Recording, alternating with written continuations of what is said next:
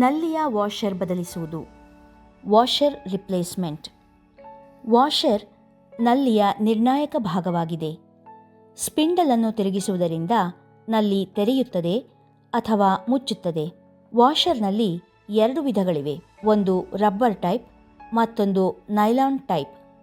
ನಲ್ಲಿ ನೀರು ಮುಚ್ಚಿದ ನಂತರವೂ ನೀರು ತೊಟ್ಟಿಕ್ಕುತ್ತಿದ್ದರೆ, ನಲ್ಲಿಯ ಹ್ಯಾಂಡಲ್ ಸುತ್ತಲೂ ನೀರು ಹರಿಯುತ್ತಿದ್ದರೆ, ನಲ್ಲಿಯನ್ನು ತೆರೆಯುವುದು ಅಥವಾ ಮುಚ್ಚುವುದು ಮಾಡಲು ತೊಂದರೆಯಾಗಿದ್ದರೆ ನಲ್ಲಿಯ ವಾಷರ್ ಮತ್ತು ಸ್ಪಿಂಡಲ್ ದೋಷಪೂರಿತವಾಗಿದೆ ಎಂದರ್ಥ.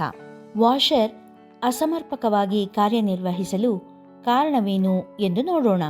ಹ್ಯಾಂಡಲ್ ಮೇಲೆ ಅತಿಯಾದ ಒತ್ತಡ ಹೇರುವ ಮೂಲಕ ನಲ್ಲಿಯನ್ನು ತೆರೆಯುವುದು ಅಥವಾ ಮುಚ್ಚುವುದು, ನೀರಿನೊಂದಿಗೆ ಬರುವ ಸೂಕ್ಷ್ಮ ಮರಳಿನ ಕಣಗಳು ವಾಷರ್ನಲ್ಲಿ ಸಿಲುಕಿಕೊಳ್ಳುವುದು, ವಾಷರ್ನ ಸಡಿಲವಾದ ನಟ್ ಅಥವಾ ಸವೆದ ವಾಷರ್ ಸ್ಪಿಂಡಲ್ನಲ್ಲಿ ಹಾನಿಯನ್ನು ಉಂಟುಮಾಡಬಹುದು.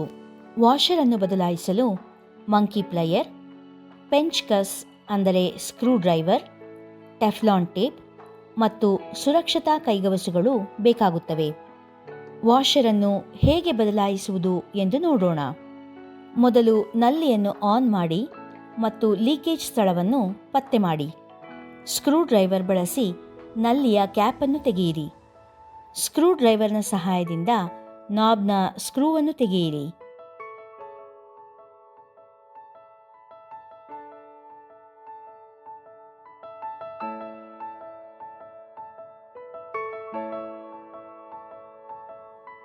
ಈಗ ಅಡ್ಜಸ್ಟಬಲ್ ವ್ರೆಂಚ್ ಬಳಸಿ ಸ್ಪಿಂಡಲನ್ನು ಗಡಿಯಾರದ ಮುಳ್ಳಿನ ವಿರುದ್ಧ ದಿಕ್ಕಿನಲ್ಲಿ ಅಂದರೆ ಆಂಟಿ ಕ್ಲಾಕ್ವೈಸ್ ತಿರುಗಿಸುವ ಮೂಲಕ ಬಿಚ್ಚಿ. ಹಳೆಯ ವಾಷರ್ ತೆಗೆದು ಬೇರೆ ಹೊಸ ವಾಷರನ್ನು ಹಾಕಿ. ಹೊಸ ವಾಷರನ್ನು ಕೈಗಳ ಸಹಾಯದಿಂದ ಫಿಕ್ಸ್ ಮಾಡಿ.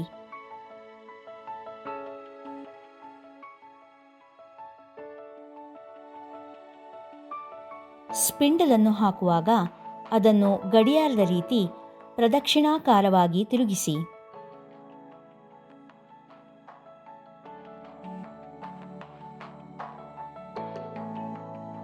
ಸ್ಕ್ರೂ ಮತ್ತು ಕ್ಯಾಪನ್ನು ಅದರ ಸ್ಥಳದಲ್ಲಿ ಸರಿಯಾಗಿ ಹಾಕಿ.